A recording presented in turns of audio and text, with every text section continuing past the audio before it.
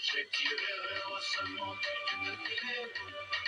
Le Tout-Puissant m'a fait recevoir sa face, afin que ma dernière chanson soit Hosanna. Alléluia, Hosanna à mon rocher céleste. Je suis comblé de joie par mon sauveur Jésus, le Dieu vivant qui m'a fait voir sa lumière. À son parle révèle comme pasteur au chauffard. Alléluia, Hosanna à la pierre angulaire. Venez tous adorer notre Dieu de bonté, afin que son sang versé sur le calvaire soit un sang de rachat pour tous les croyants. Louons le Dieu, glorifions le Seigneur Jésus-Christ.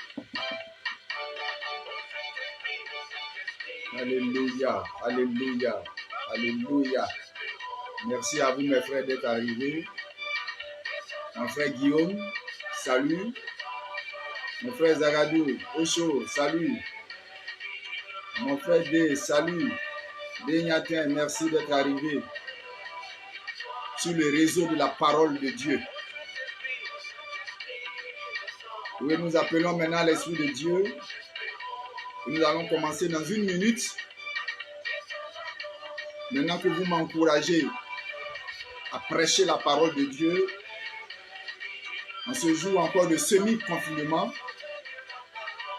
que Dieu bénisse votre arrivée à l'écoute de cette parole.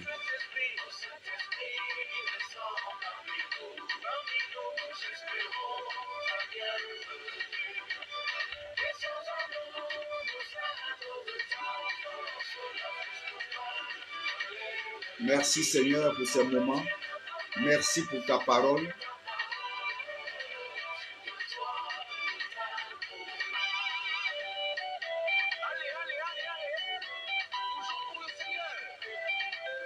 Merci de partager. Merci mon frère Daniel.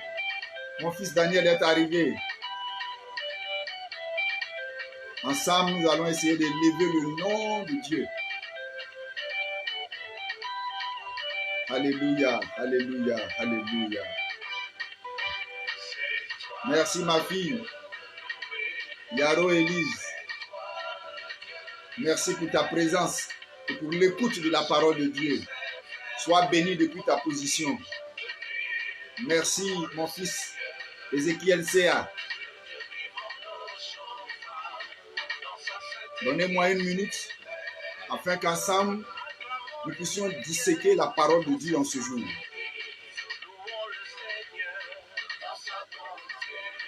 Merci à vous tous qui êtes présents. Zagadou Osho, Yaro Élise, Chéa Ézéchiel Mumbai, Eli Denis, merci d'être arrivé. Merci à mon fils Daniel. Que Dieu nous donne la force. Que Dieu nous donne la force. Nous commençons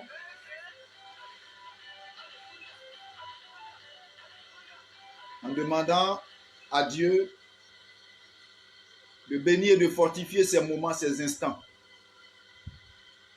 par la parole.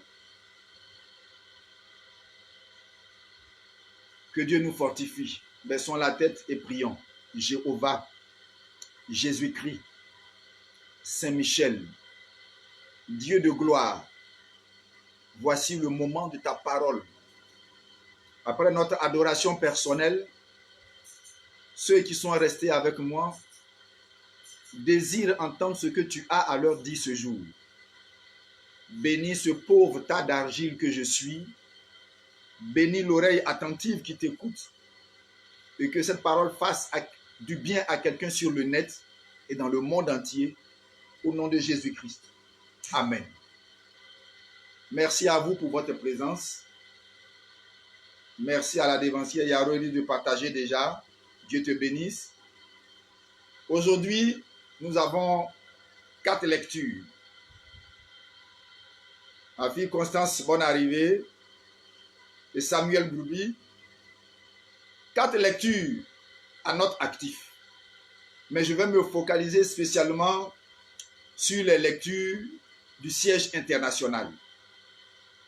Nous avons les lectures qui sont 2 Chroniques 19, de 1 à 11, et Apocalypse 10, de 1 à 11.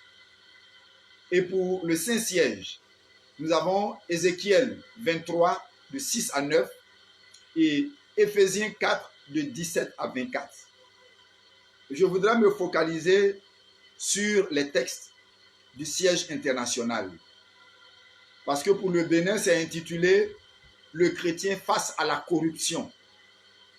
Je crois que je ne vais pas vous faire un dessin pour parler du chrétien face à la corruption. Nous devons dire non à la corruption. Nous ne devons pas participer à la corruption en tant qu'enfant de Dieu. Donc, je vais mettre de côté cette prédication pour m'étaler pendant près d'une demi-heure sur les textes du siège international du Nigeria. Parce que j'ai trouvé qu'il y a beaucoup à dire. Il y a quelque chose de très fort, de très important à mettre au regard des enfants de Dieu, à vous qui m'écoutez aujourd'hui. Le thème que j'ai retenu, qui ressort de ces 2 textes, c'est l'efficacité de la parole de Dieu dans la bouche de son oint. Je le répète, l'efficacité de la parole de Dieu, la puissance de la parole de Dieu dans la bouche de son oint. Donc il y a 2 choses.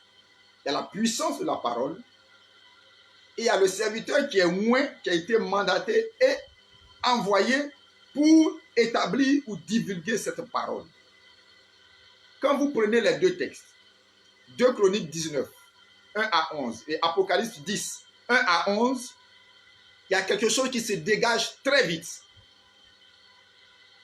Dans les 2 textes, à partir du verset 8 jusqu'au verset 11, c'est là-bas que se trouve la teneur de notre thème. Dans le premier texte de 2 Chroniques 19, c'est le roi Josaphat qui vient établir des lévites, des leaders, des chefs, des sacrificateurs dans chaque maison paternelle en Israël.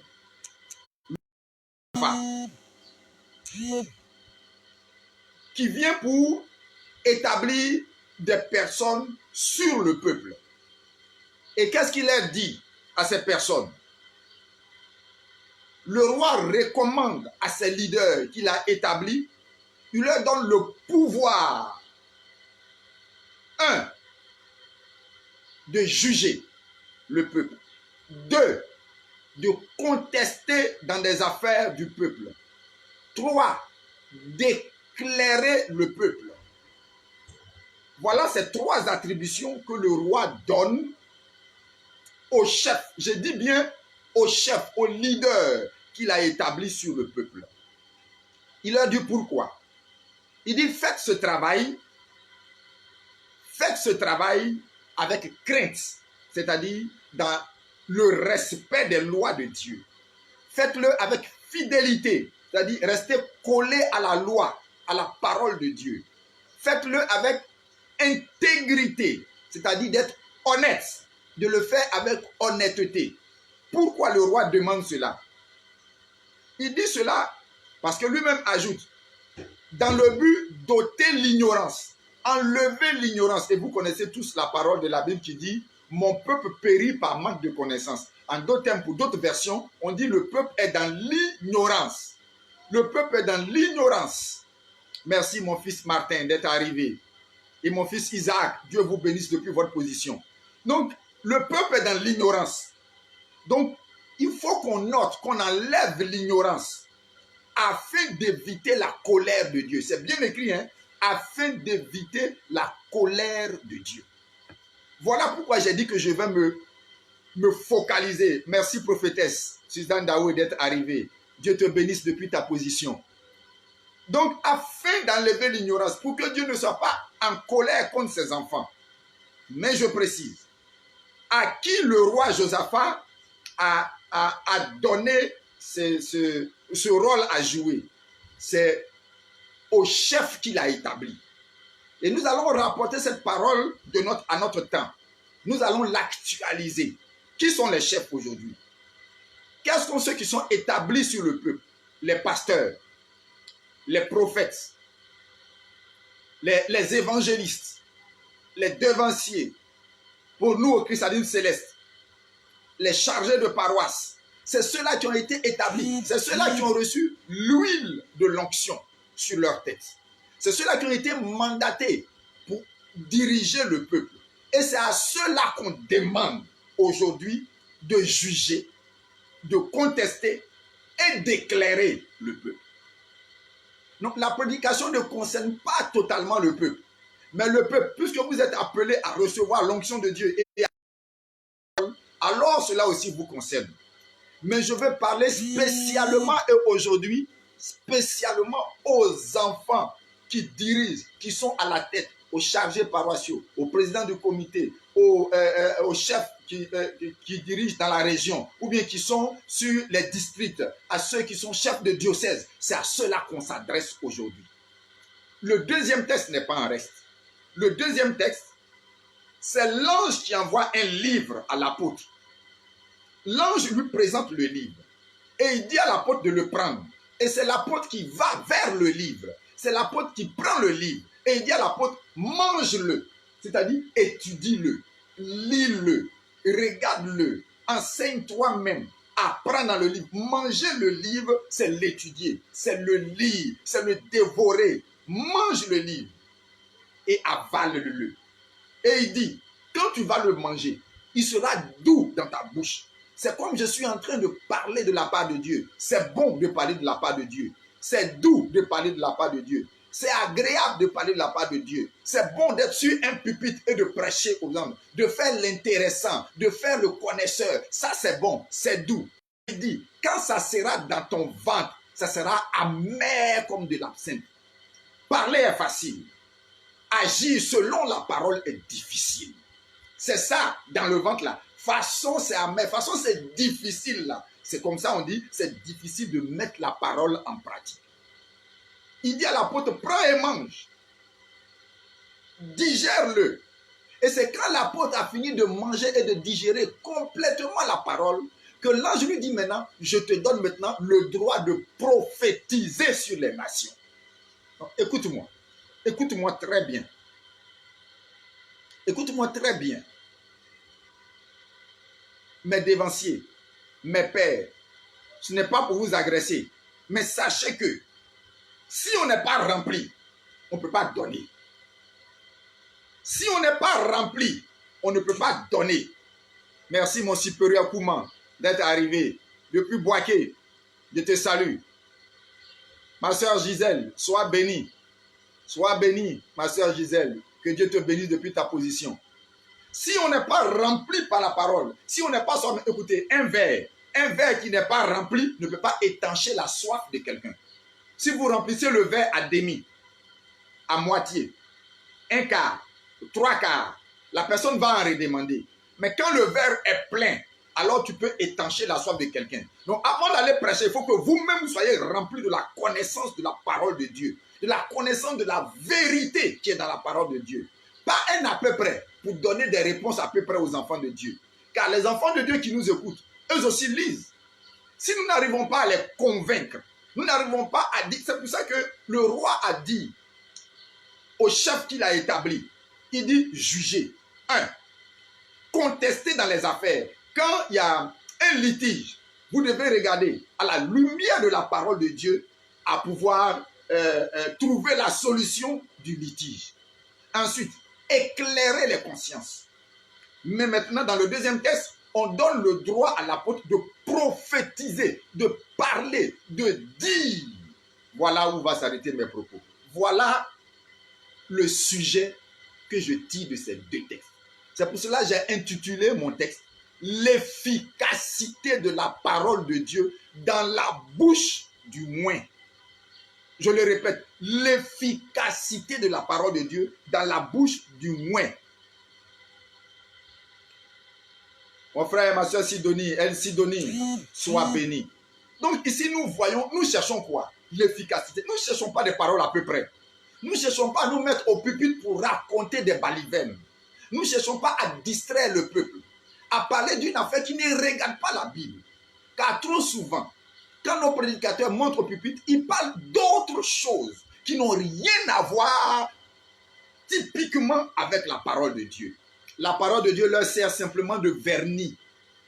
Ils parlent d'une chose et prennent la parole de Dieu pour vernir la chose. Non, il faut que nous rentrons dans la parole pour élucider, pour éclairer, pour toucher le cœur des enfants de Dieu. Écoutez, prenons la parole de Dieu. À partir de ce thème, maintenant que mon thème est posé, je peux maintenant parler. Prenons le livre de Timothée. C'est Paul qui parle à son fils Timothée.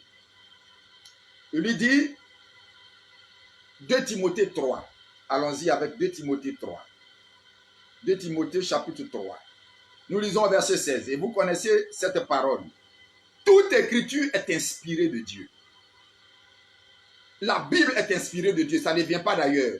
Toute écriture est inspirée de Dieu. Elle est utile. La manière dont tu utilises le verre de boire, la manière dont tu utilises la cuillère ou la fourchette pour manger, la manière dont tu utilises le couteau, la manière dont tu utilises ta voiture, la parole de Dieu est utilisable. On doit utiliser la parole de Dieu à cet effet. C'est comme ça qu'il faut comprendre la chose. La parole de Dieu est utilisable. Mais nous n'utilisons pas la parole de Dieu. Nous la déformons. Nous-mêmes, au lieu de l'utiliser comme telle, la parole de Dieu est utile pour enseigner. Oui, la parole de Dieu s'enseigne. Je ne suis pas d'accord avec ceux qui disent c'est l'esprit qui enseigne. L'esprit n'enseigne pas tout le monde. L'esprit a enseigné Oshophat afin que Oshophat t'enseigne. Tu comprends la différence? L'esprit enseigne quelqu'un. L'esprit parle à quelqu'un. L'esprit vient se démontrer à quelqu'un afin que ce quelqu'un, à son tour, aille enseigner une autre personne. Donc il dit la parole est utile pour enseigner. Quand tu as donné l'enseignement, le vrai enseignement, l'enseignement propre, lis la suite. Utile pour enseigner, pour convaincre. Quand tu enseignes droitement, la personne est convaincue. Lis, c'est une graduation. La parole est utile pour enseigner. Quand on a enseigné, la personne est convaincue. Quand la personne est convaincue, écoute la suite, la personne se corrige. Utile pour corriger. Enseigner, convaincu. Toi-même, tu te corriges. Et enfin, tu deviens un instrument de justice. Maintenant, tu sais vivre la parole de Dieu. C'est tout ce que ça nous dit. Donc, on doit enseigner la parole de Dieu aux enfants. On doit organiser des cours bibliques. On doit organiser des débats bibliques. On doit organiser des séminaires. On doit organiser sur la parole de Dieu. Sur la parole de Dieu. Avec la parole de Dieu. Qui a pour fondement la parole de Dieu.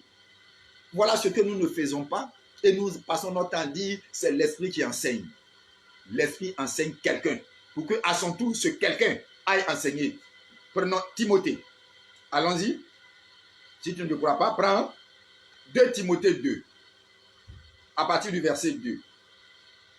Et ce que tu as entendu de moi, c'est Paul qui parle à Timothée. Ce que tu as entendu de moi en présence de beaucoup, confie-le. En d'autres termes, enseigne-le à des hommes qui sont fidèles, qui soient capables de l'enseigner eux aussi à d'autres. Ça fait 4 personnes. Paul parle, lui. Paul enseigne. À qui? À Timothée. Timothée aussi doit l'enseigner à d'autres personnes. Et ces autres personnes doivent être capables de l'enseigner à d'autres personnes. Ça fait 4 types de chrétiens. 4 groupes de personnes à qui on parle. Ou de qui on parle. Donc la parole doit être enseignée. Paul reconnaît que la parole doit être enseignée. Merci événement céleste d'être présent et de partager. Dieu te bénisse. Donc, voici ici aujourd'hui, la parole est enseignable. La parole est utilisable dans la vie des chrétiens, des enfants de Dieu.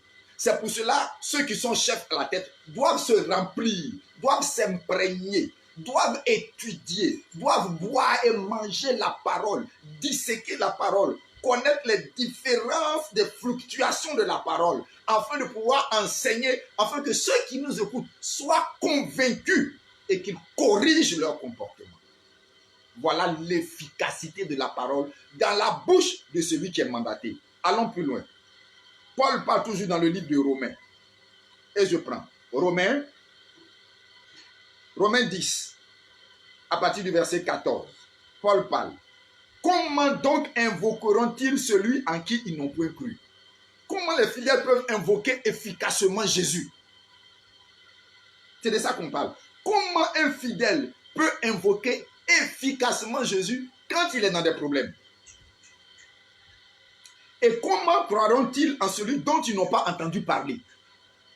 Les prédicateurs, au lieu de parler de Jésus, parlent d'autre chose. Ils parlent de leur église, ils parlent de leur obédience, ils parlent de leur tendance, ils parlent de tout sauf de Jésus. Je suis contre, foncièrement contre et totalement contre cette manière de faire, d'utiliser le pupitre pour parler d'autre chose que de Jésus-Christ. Oh, aujourd'hui, je suis en colère. Je suis en colère, je suis fâché. Parce que nous utilisons le pupitre de Dieu à d'autres fins. La parole de Dieu doit être dite sur le pupitre de Dieu. Comment invoqueront-ils celui à qui ils n'ont pas entendu parler? Et comment en entendront-ils parler s'il n'y a personne qui prêche? Les prédicateurs ne montent pas pour prêcher, ils montent pour parler d'autres choses. Comment les enfants de Dieu seront édifiés? Comment les enfants de Dieu seront construits? Comment les enfants de Dieu seront nourris? Merci ma fille prédestinée. Ma nièce est arrivée. Dieu te bénisse. Voilà ce qu'on nous dit aujourd'hui. La parole de Dieu, doit être enseignée avec efficacité dans la bouche de celui qui a été mandaté. Et la dernière partie nous dit, et comment y aura-t-il des prédicateurs s'ils n'ont pas été envoyés? Donc il faut des prédicateurs moins, des prédicateurs envoyés, et non pas des prédicateurs qui se sont envoyés, qui se sont invités sur le pupitre. Vous savez, dans notre église, la plupart, c'est le grade qui donne droit au pupitre. Celui qui allait prendre un grade à un niveau élevé, mais qui ne maîtrise pas la parole, qui ne connaît pas la parole, qui n'a pas mangé la parole, qu'est-ce qui va venir débiter sur le pupitre? Des confusions. Il va dire des confusions, des contresens ou des non-sens sur le pupitre. Pendant que tu prêches, le fidèle a un verset dans sa bouche là-bas assis qui contredit ce que tu es en train de dire. Vous voyez, il faut que nous nous abreuvions à la parole, à la source, à la vraie parole de Dieu. Dans la Bible, il faut que nous cherchions, nous prenons notre temps. Et en deuxième partie, nous allons étudier les symboles de la parole, pour voir l'efficacité de la parole. Continuons avec ce que la parole nous dit. Pourquoi les dirigeants, les chefs, pourquoi ceux qui ont été établis à la tête doivent connaître eux-mêmes la parole de Dieu, non pas pour se défendre, mais pour défendre la cause de Jésus-Christ qui est juste. C'est de ça qu'il s'agit. La parole de Dieu. C'est de ça que nous sommes en train de parler. Écoutez, quand Josaphat a confié la responsabilité de la parole au chef que lui, il a mandaté, il a établi, il lui a dit, faites cela pour ôter l'ignorance. C'est pour ôter l'ignorance, afin que Dieu ne se mette pas en colère contre les enfants quand ils auraient péché. Lisons Éphésiens 5. Éphésiens, je le prends pour vous, chapitre 5. Éphésiens 5, verset 6. Et je lis. Que personne ne vous séduise par de vains discours. Car, continue, c'est à cause de ces choses que la colère de Dieu vient sur les fils de la rébellion. Quand tu ne connais pas la parole de Dieu, ou que tu méconnais la parole de Dieu, tu agis en transgresseur de la parole de Dieu. Tu deviens alors rebelle à la parole de Dieu. Laissez-moi vous poser une question. Je vous défie de me dire quel est le péché d'Adam et Ève dans le jardin d'Éden. Quel est leur véritable péché? C'est en étudiant la parole qu'on comprend ce genre de choses. C'est quand tu regardes souvent dans la parole, quand tu étudies, tu compares, que tu comprends quel est le péché d'Adam et Ève. Leur péché, ce n'est pas parce qu'ils ont mangé le fruit. Le fruit qu'ils ont mangé là, ce n'est pas le péché, c'est le résultat du péché. C'est une conséquence du péché. Dieu dit bien à Adam au chapitre 3, il dit, puisque tu as écouté la voix de ta femme. Le péché d'Adam, c'est d'avoir écouté Ève. Au lieu de l'écouter, lui, Dieu, qui a dit, tu ne mangeras pas de ce fruit. Point.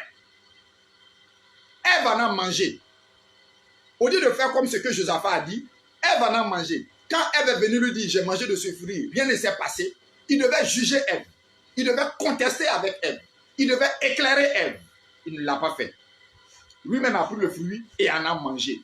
Dieu lui dit, puisque tu as écouté ta femme au sujet du fruit duquel je t'ai dit de ne pas en manger, voici à partir d'aujourd'hui la malédiction qui va t'accompagner. C'est fini. Le problème du chrétien, c'est de laisser la parole de Dieu et de marcher sur la parole des hommes. Le docteur m'a dit, le conseiller à la banque m'a dit, mon professeur m'a dit, vous prenez la parole des hommes pour l'établir comme loi de votre vie. Or, la parole de Dieu est la meilleure loi pour nous pour marcher en tant que chrétiens. Oh, alléluia, alléluia, alléluia, alléluia. La parole de Dieu est un modèle. C'est le modèle sur lequel nous devons marcher. Nous n'y arrivons pas tous. On ne le fait pas du premier jour. On ne vient pas et on marche dessus. Si tu le fais avec l'Esprit de Dieu, tu avances. Si tu le fais avec ta propre intelligence, tu ne peux pas avancer. Parce que quelquefois dans la parole de Dieu, il faut être bête. Il faut être bête. Il faut agir selon la foi. Et nous allons revenir tout à l'heure. Nous allons revenir tout à l'heure. Nous allons revenir tout à l'heure. Merci Papa Nyantende pour ta parole et pour la force que tu me donnes de continuer de prêcher. Donc, je disais que dans la parole de Dieu, il faut que nous apprenions la parole aux enfants de Dieu. Ce qui nous manque à l'église céleste, c'est ça. D'abord, qui va venir enseigner? Puisqu'on connaît la vie de ce serviteur, qu'est-ce que toi tu vas venir me dire pour que moi je change? Puisque nous tous on se connaît, on se voit. On voit nos manières d'agir. Nous mangeons le livre, mais dans nos ventres il devient amer. Suivre le livre, c'est difficile que chacun de nous puisse suivre le livre. Voilà notre problème. Voilà notre plus grand problème dans la parole de Dieu.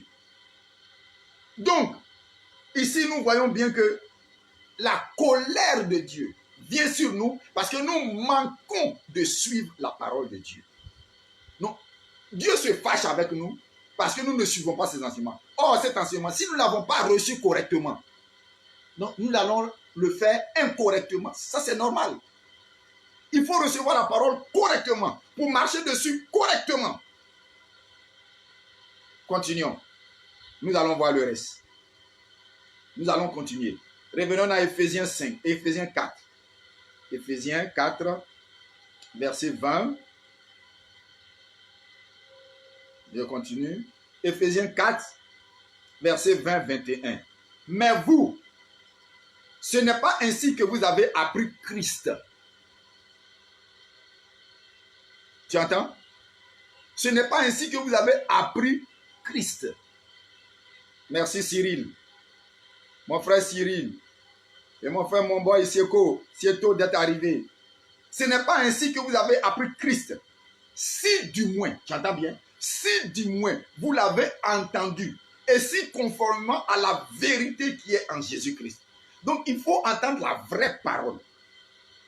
Il faut entendre Christ, mais il faut entendre le vrai Christ. La vraie parole. Au christianisme céleste, on entend trop parler de l'église que d'entendre parler de Jésus dans l'église. mon église ceci, mon église cela. Moi, je dis, mon Jésus ceci, mon Jésus cela. Vous me dites, viens à l'église, l'église va faire telle chose, l'église va faire telle chose. Moi, je dis, viens à l'église, mon Jésus va faire telle chose, mon Jésus va faire telle chose pour toi. Je parle de Jésus. Parlons de Jésus. Parlons de la parole de Dieu. Parlons de la part de Dieu. Parlons de ce que Dieu dit. Et enseignons la vérité aux enfants de Dieu. Car il y a des choses que nous devons enseigner. Il y a des choses que nous devons dire. Il y a des choses. Et vous allez voir, quand nous allons passer à la deuxième partie, je vais vous surprendre.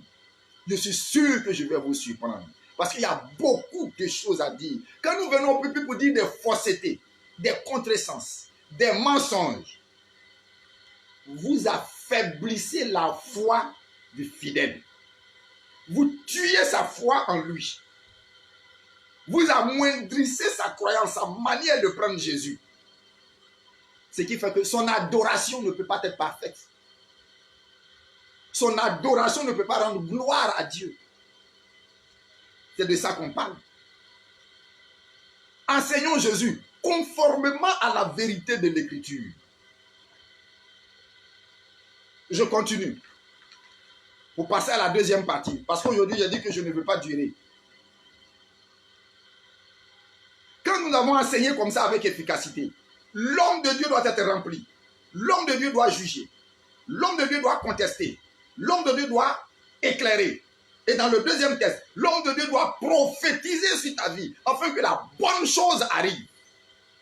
Il faut que tu sois rempli avant de donner. Voilà ce que la Bible nous recommande dans ces deux textes. En deuxième partie, nous allons voir alors l'efficacité de la parole de Dieu. Oh, alléluia. Je parle bien de l'efficacité de la parole de Dieu. Prends avec moi le livre de Hébreux. Hébreux 4. Hébreux 4, verset 12. Pardon. Hébreux 4, verset 12. Celui qui a écrit le livre de Hébreux, c'est lui qui le dit. Car la parole de Dieu est vivante et efficace, plus tranchante qu'une épée quelconque à deux tranchants, pénétrant jusqu'à partager âme et esprit, jointure et moelle. Elle juge les sentiments et les pensées du cœur. Je l'ai lu pour toi. Mais est-ce que tu as compris? Mon frère Barthélemy Dibi, merci d'être arrivé. Sois béni. Écoute-moi très bien. La parole de Dieu est vivante. Non, je ne sais pas si tu comprends. La parole de Dieu est vivante. La manière tu vis, tu respires, tu marches, tu manges, tu dors, tu te réveilles. La parole de Dieu est vivante. Je ne fais que prendre le mot vivant pour te montrer que la parole de Dieu est vivante. La parole de Dieu vit. C'est pour ça que Dieu dit, je ne laisserai pas tomber aucune parole de la Bible. Je ne laisserai tomber aucune lettre de la parole. Le monde peut passer, sauf ma parole. Sauf ma parole. Ma parole ne passera pas. Donc la parole de Dieu est vivante. Elle est efficace.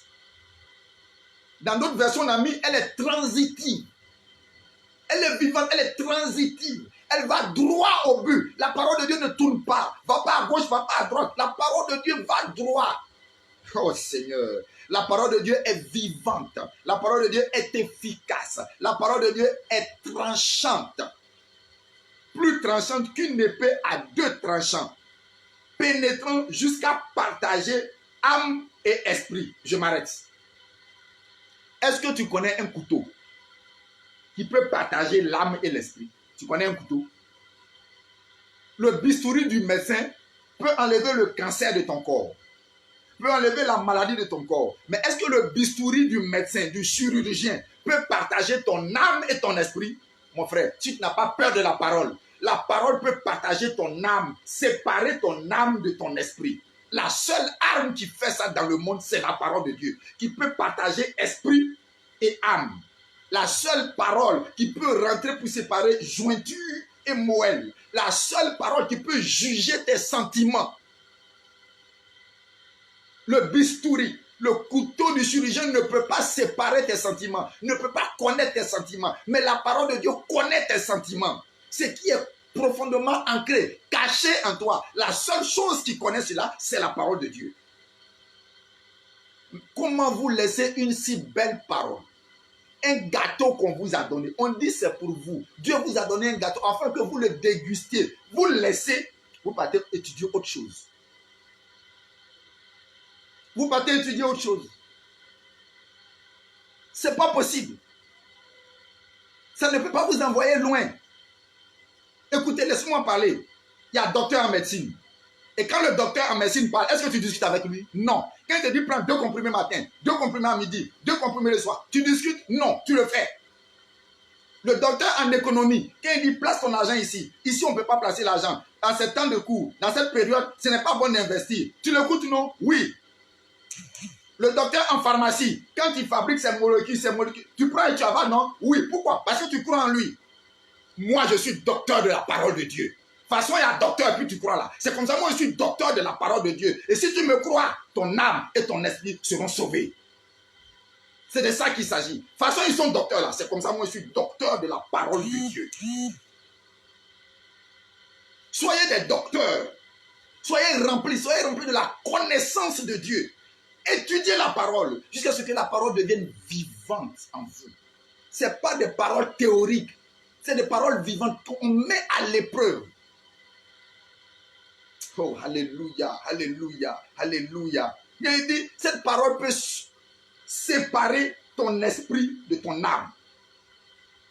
La parole que nous sommes en train de lire, de dire, pendant que où tu es là, à la place où tu m'écoutes là, façon quelque chose en train de bouillir en toi. Tu sens qu'il y a quelque chose qui monte en toi. Tu sens que tu te dis non, vraiment la parole, il faut que je l'étudie. Il faut que je lise. Il faut que je prenne contact avec la parole. C'est la parole que je suis en train de prononcer là. La vie qui est dedans là, qui est en train d'entrer en toi, de bouillir en toi, de faire en toi, de t'envoyer vers la parole pour connaître ton Dieu.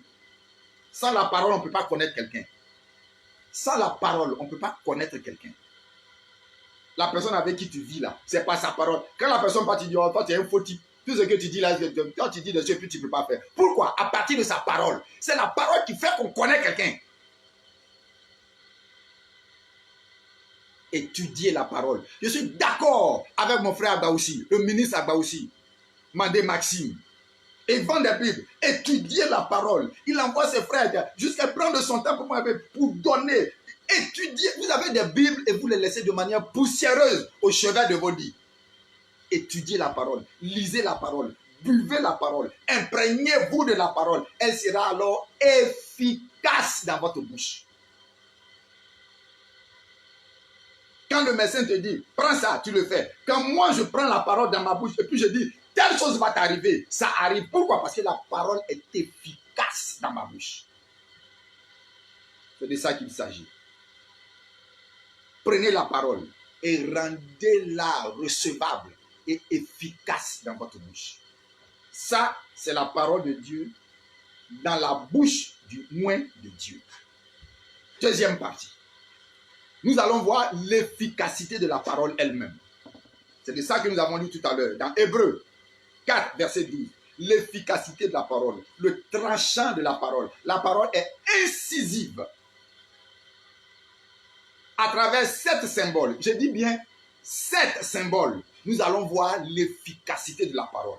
Écrivez avec moi. Marquez-le avec moi. 1. Luc 8.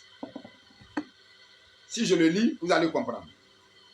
Luc chapitre 8, verset 11. Et je lis. Voici ce que signifie cette parabole.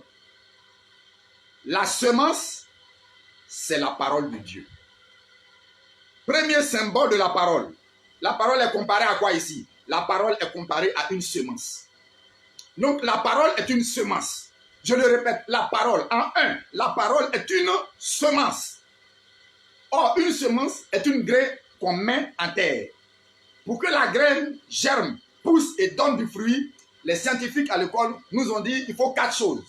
Une bonne graine, une bonne terre, de la lumière et de l'eau. Voilà les 4 éléments. Cela se trouve dans la parole de Dieu.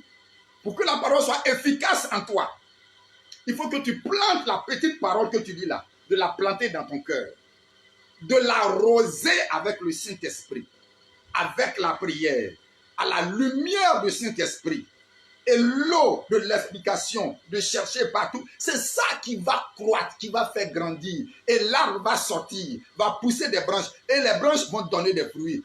Toute semence produit un fruit. Écris-le. Toute semence produit un fruit. Donc, toutes les paroles que tu as prononcées depuis que tu es né jusqu'à ce jour, façon tu es là, c'est le produit de tes paroles. Façon tu es gonzon, façon tu es éveillé, ou mieux façon tu es dynamique, ou mieux c'est le produit de tes propres paroles qui font ça. Toute parole est une semence. Tout ce que tu as semé dans ta vie, c'est ce qui t'arrive. Si tu dis ça ne va pas aller, dans ta vie ça ne va pas aller. C'est ça. Si tu as l'habitude de répéter ça, je suis malade, et je suis malade, mais c'est ça qui va t'arriver. C'est ce que tu as l'habitude de confesser, de prononcer, de dire, c'est ça qui va t'arriver. Tu dis, je suis riche, je vais voyager, je vais atteindre tel but. Tu le répètes matin, midi, soir. Dieu va mettre à la lumière sur ton chemin les gens qui vont t'apporter en Europe ou bien qui vont t'apporter le marché. C'est ce que tu confesses. C'est la graine que tu plantes. Tu vas manger de son fruit. La parole est une semence. L'efficacité de la parole est une semence. Nous sommes en prédication. Ça, c'est un cours de séminaire. Ce que vous voyez là, c'est un séminaire que je fais en 7 jours. Et sur le 1, la semence, il y a tellement de choses à dire. On doit rentrer d'abord dans la graine, la bonne graine. On doit définir la bonne terre. On doit définir la lumière. On doit définir l'eau. Vous voyez, ça ne se fait. Ça, c'est un séminaire de 7 jours quand je fais ce séminaire. Je suis obligé de vous le donner de manière ramassée. Alléluia. Alléluia. Alléluia. Deuxièmement, c'est l'apôtre Pierre qui parle. 1 Pierre 1. 1 Pierre 2, plutôt. 1 Pierre 2, verset 2. L'apôtre dit, désirez comme des enfants nouveau-nés le lait spirituel et pur. Désirez comme des enfants nouveau-nés le lait spirituel et pur, afin que par lui vous croissiez pour le salut. Donc ici, la parole est comparée à quoi? La parole est comparée à du lait. Chère maman, le lait, on le donne à qui? Le lait, c'est pour qui? Le lait, c'est pour les bébés. Le lait, c'est pour les enfants. Et c'est normal. On doit donner du lait aux enfants. Quand quelqu'un vient à Christ, 1 an, 2 ans, 3 ans, 4 ans, il est considéré comme un enfant. On doit lui enseigner les rudiments de la Bible. On doit lui apprendre les premières marches de la Bible. Est-ce qu'on le fait au christianisme céleste? Non. Et qu'est-ce qu'on doit lui enseigner? Ce qu'on doit lui enseigner, la Bible même dit ce qu'on doit lui enseigner. Ce n'est pas une invention. C'est ce que... Or, ce qu'on doit enseigner à un enfant, si je vous le dis, vous serez étonnés. Vous serez étonnés. Bon, allons-y, Hébreux 6. Je l'ai.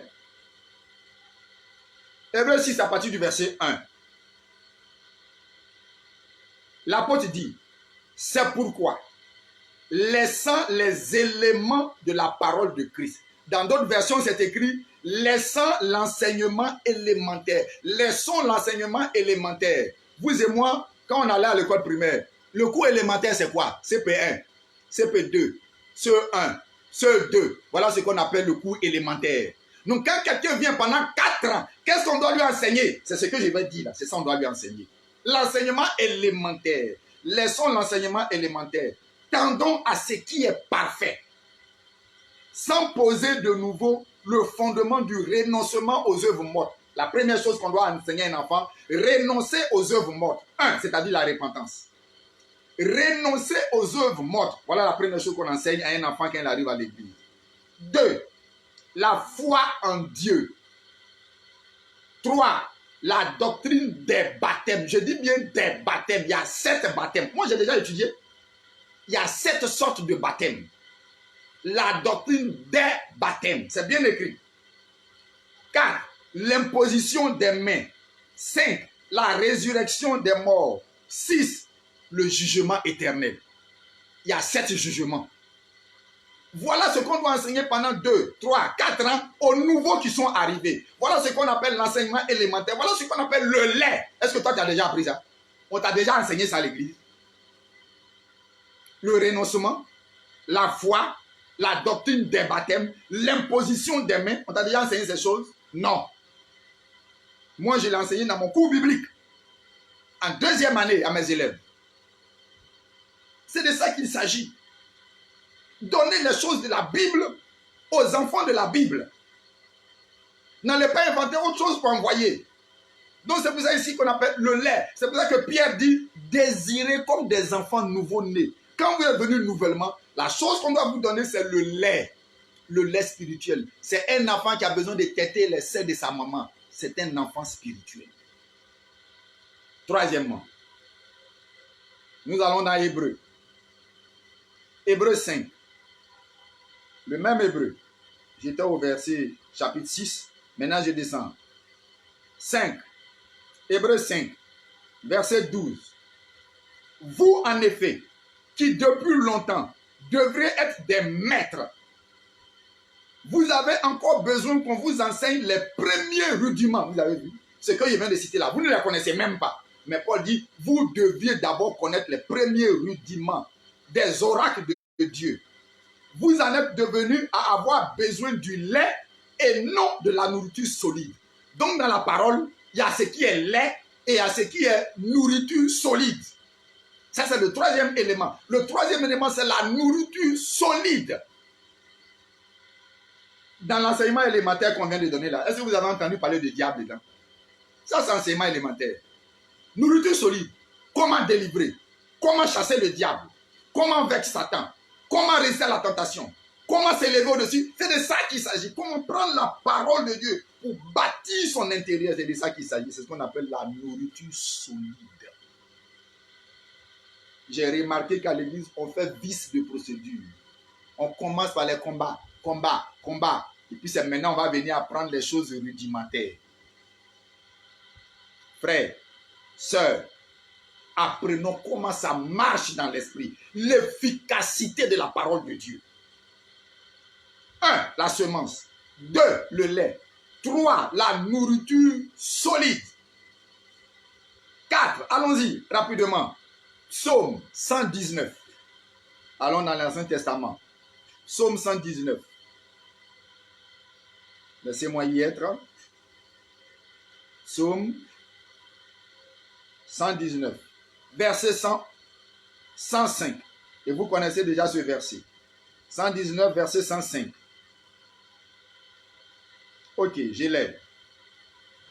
Ta parole est une lampe à mes pieds et une lumière sur mon sentier. À quoi on compare la parole ici? La parole est une lampe. Moi qui ai fait le village, la lampe se met où? Derrière ou devant? On met la lampe devant. Quand tu mets la lampe devant, c'est pourquoi? C'est pour éclairer ton chemin. C'est pour éclairer tes pieds. C'est pour que ton pied ne pointe pas caillou. C'est pour que tu vois le chemin. Quand tu prends une torche pour t'éclairer, la torche te montre le chemin. La torche t'éclaire. La torche t'indique la route. Maintenant, la lampe est une lumière. Est-ce que vous avez déjà étudié la lumière? Selon la Bible, tu as déjà étudié la lumière? Il y a près de 60 caractéristiques de la lumière que tu ne connais même pas, que tu ne soupçonnes même pas. Et Jésus dit, on ne allume pas une torche, une lampe, pour la mettre sous la table, mais on la met sur le boisseau, au-dessus. Comme chez vous, à la maison, vos lampes sont où? Vos lampes sont au plafond. Pourquoi? Afin qu'elles éclairent tous ceux qui sont dans la lumière. J'ai le plaisir de vous dire ce jour que la lumière n'éclaire pas le temple. La lumière n'éclaire pas la maison. La lumière qu'on met dans nos maisons, ce n'est pas pour éclairer la maison. Oui, ça vous étonne, mais c'est vrai. La lumière n'est pas pour éclairer la maison. La parole dit la lumière est faite pour éclairer ceux qui sont dans la maison. La table, la chaise, comment je vais dire, l'armoire, le réfrigérateur. Pendant un an, s'il n'y a pas de lumière, ils ne vont pas se cogner. Ils ne vont pas se cogner. Ils ne bougent pas. Ils ne vont pas quelque part. Donc la lumière n'éclaire pas la maison. La lumière éclaire l'homme qui marche dans la maison. Donc la parole, c'est pour nous, pour savoir comment marcher dans la maison, pour ne pas qu'on se cogne, pour ne pas qu'on se marche sur les pieds dans la maison de Dieu. C'est pour cela qu'il nous faut avoir la lumière. La lumière nous éclaire. Et si tu as la lumière, tu es éclairé. La lumière révèle les choses cachées. Je vous dis d'étudier la parole. La lumière révèle les choses cachées et montre ton vrai visage. Ouais. Je vous ai donné seulement 4 caractéristiques de la lumière. Il y en a plus de 60. J'ai déjà étudié ces choses. C'est pour ça que je vous dis que c'est un séminaire de 1 semaine. Mangez la parole comme Jean a pris la parole, il l'a mangé et puis il l'a avalé. Mangez la parole. Attachez-vous à la parole. Lisez la parole. Bien plus, étudiez la parole. La parole est une lumière.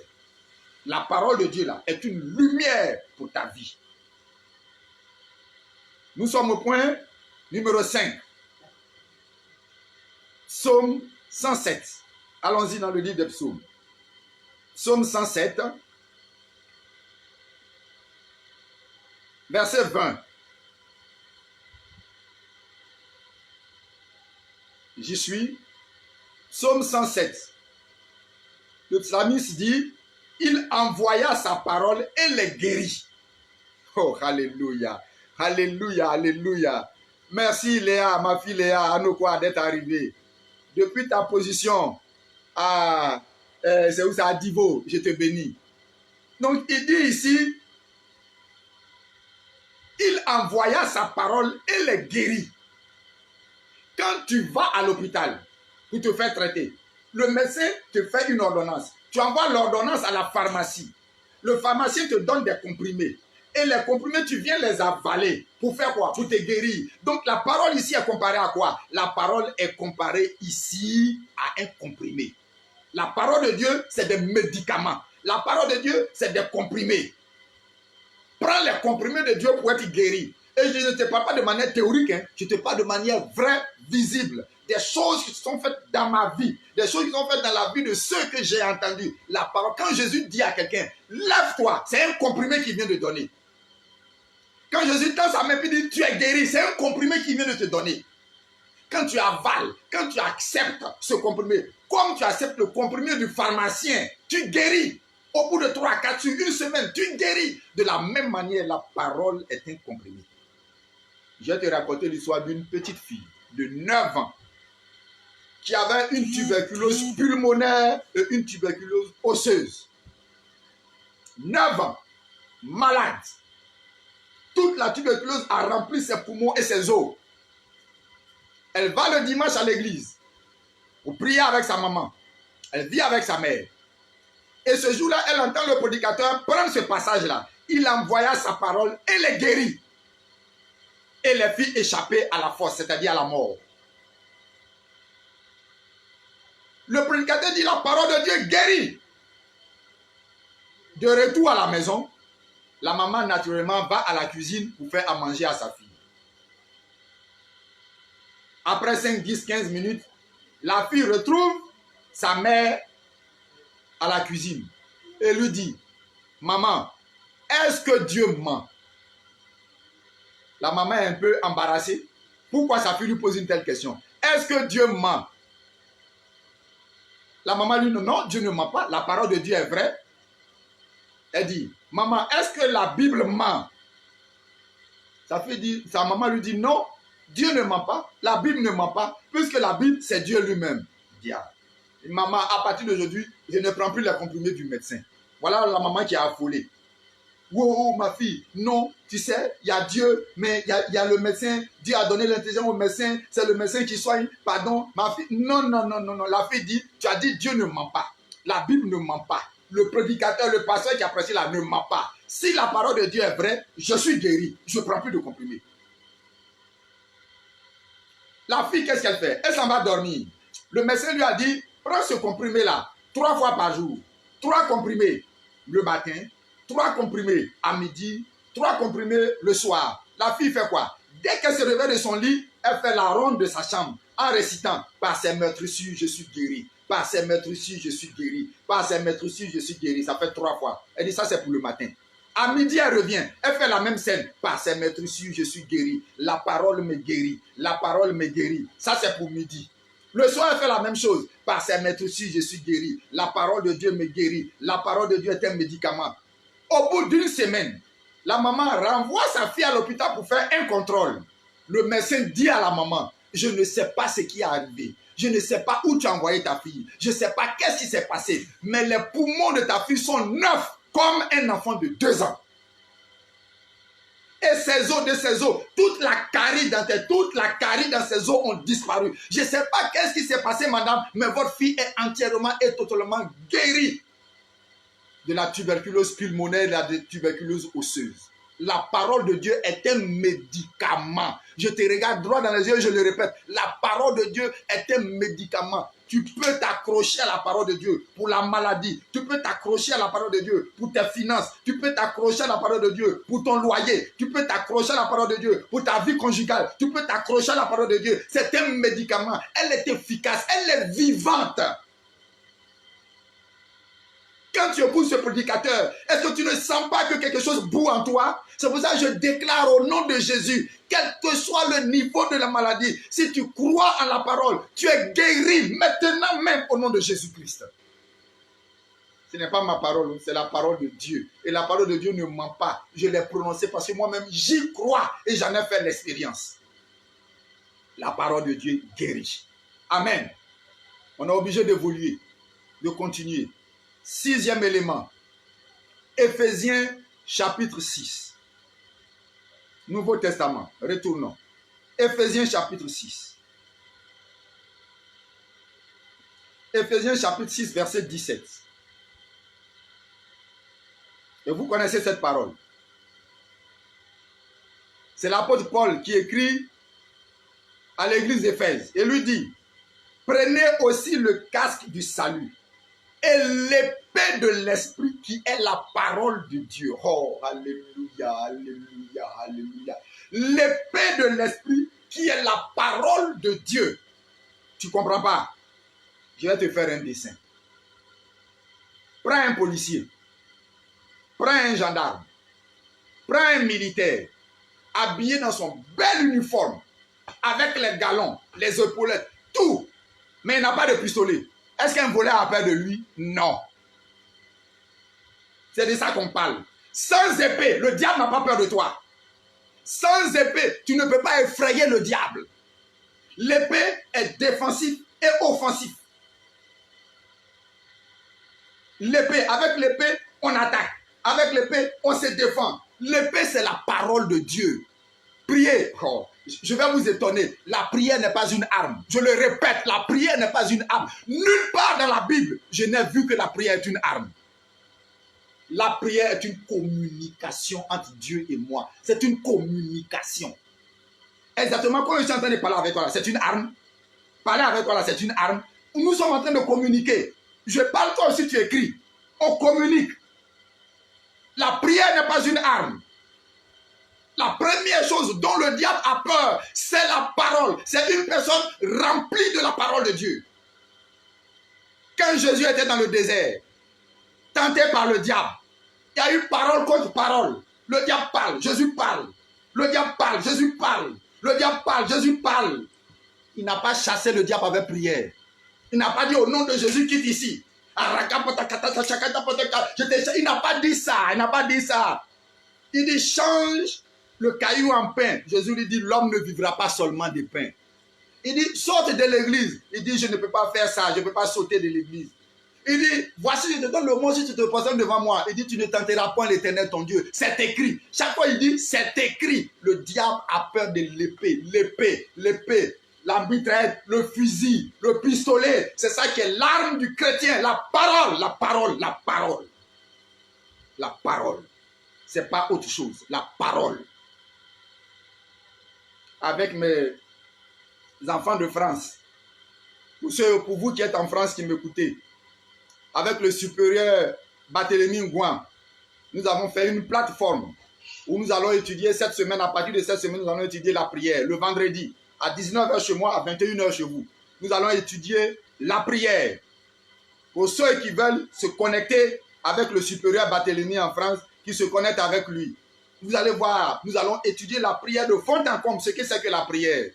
Je le répète, ce n'est pas une arme. La parole, l'épée de Dieu est une arme. Avec ça, tu peux effrayer le diable. Avec ça, tu peux piquer le diable. Avec ça, tu peux chasser le diable. Avec ça, tu peux combattre le diable.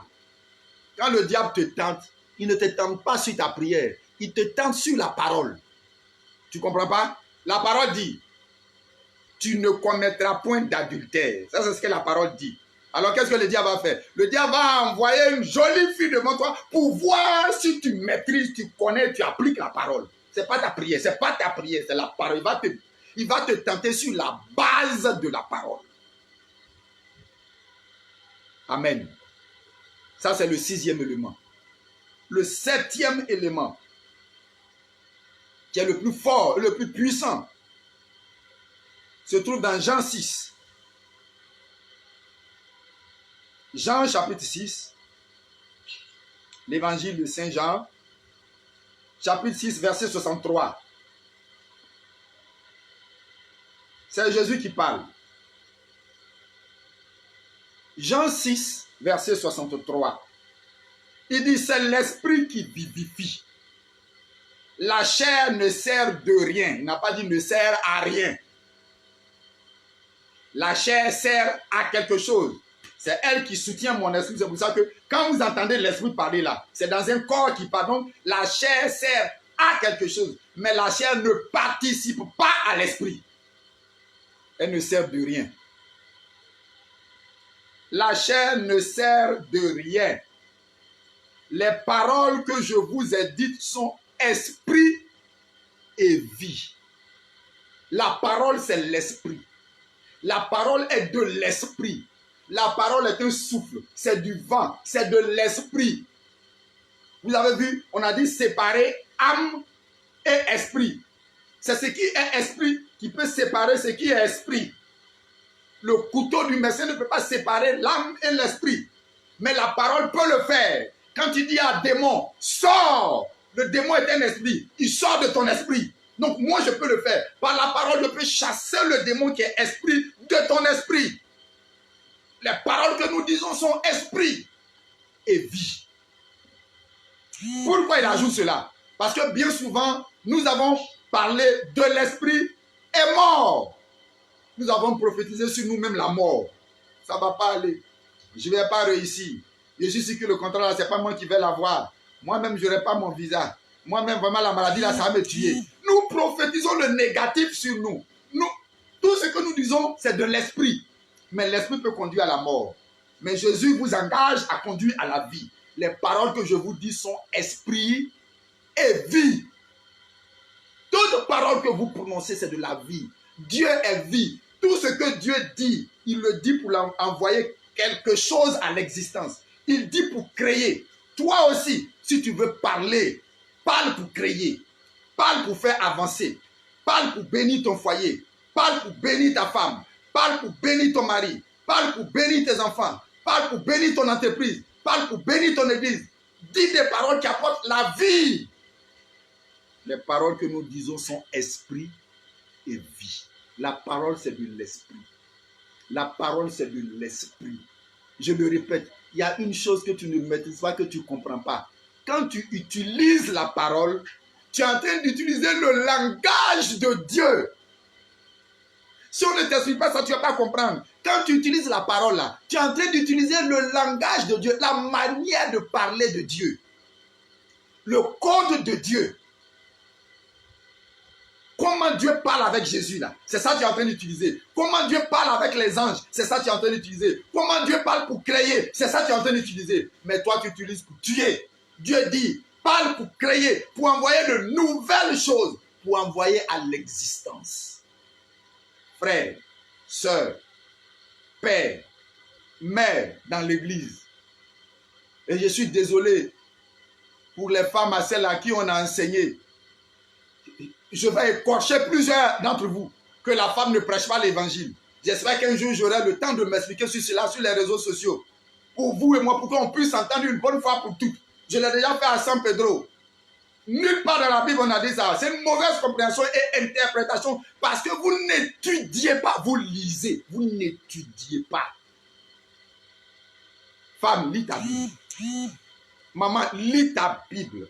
Sois instruit de ta Bible. Et la Bible dit, insiste en toute occasion, bonne, favorable ou non, quand quelqu'un s'est trompé, utilise la parole pour redresser, pour canaliser la personne. Prêche la parole. Prêche la parole. C'est ici que va s'arrêter mon intervention. L'efficacité de la parole de Dieu dans la bouche de celui qui a été mandaté, moins désigné par le chef pour le représenter. Tout homme de Dieu doit juger. Tout homme de Dieu doit contester. Tout homme de Dieu doit éclairer. Tout homme de Dieu doit prophétiser sur la vie de ses fidèles, de ses enfants, de son église, de son entourage, de sa maison. Voilà ce qu'on nous engage. Et je vous ai montré les symboles de la parole, l'efficacité de la parole.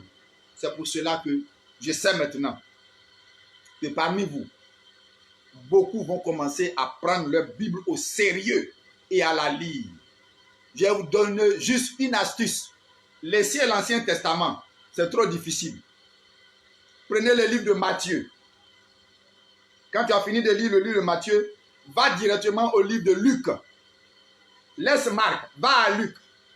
Matthieu parle de la vie de Jésus en tant que serviteur. Luc parle de la vie de Dieu en tant que fils de l'homme, révélé par Marie. Luc, c'est Marie qui est en train de dicter.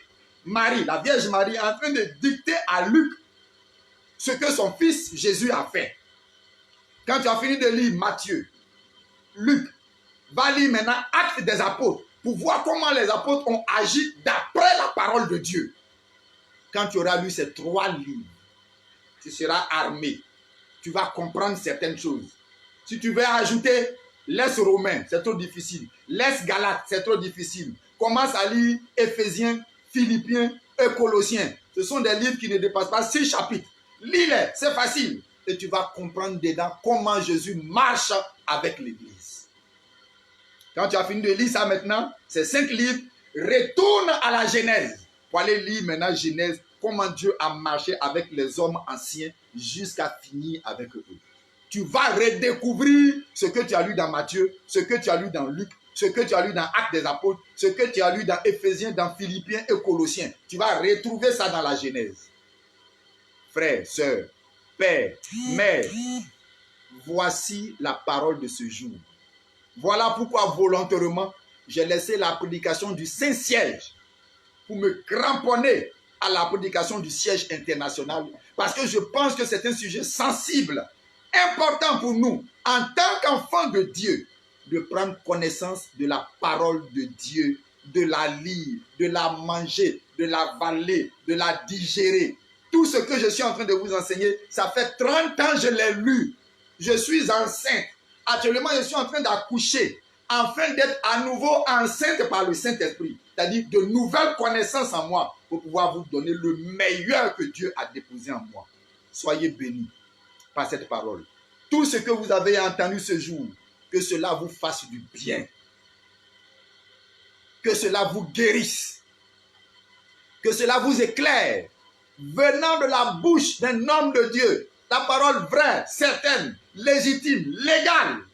Recevez de la part de Dieu ce que Dieu vous a promis. Allez en paix, respirez, levez-vous, soyez des hommes faits, des hommes accomplis, marchez la tête haute devant Satan qui ne peut rien faire contre la parole de Dieu. Alors vous serez de véritables enfants de Dieu, arrivés à maturité pour pouvoir faire les œuvres de Dieu. Soyez bénis, maintenant, toujours, au nom de Jésus-Christ. Amen. Amen. Amen. Au nom de Jésus-Christ. Jéhovah, Jésus-Christ, Saint-Michel, Père Céleste, c'est d'une manière hésitante, d'une manière désordonnée que j'ai dit ces paroles. Mais j'ai confiance dans le Saint-Esprit, qui est l'esprit de vie, qui va prendre ces paroles faibles et qui va les mettre dans le corps de tes enfants, les faire rebondir et bouillir, afin qu'eux aussi arrivent à maturité avec Dieu. Bénis ta parole de ce jour. Toute oreille attentive qui m'a écouté et ceux qui ont le dessein de mettre ta parole en pratique, bénis-les afin que leur vie change du tout au tout et qu'ils reçoivent la bénédiction du ciel. Au nom de Jésus-Christ. Amen. Amen. Amen. Je vous bénis. Soyons ensemble dimanche prochain, si le confinement continue, je serai avec vous. Que Dieu nous bénisse et à plus tard. Amen.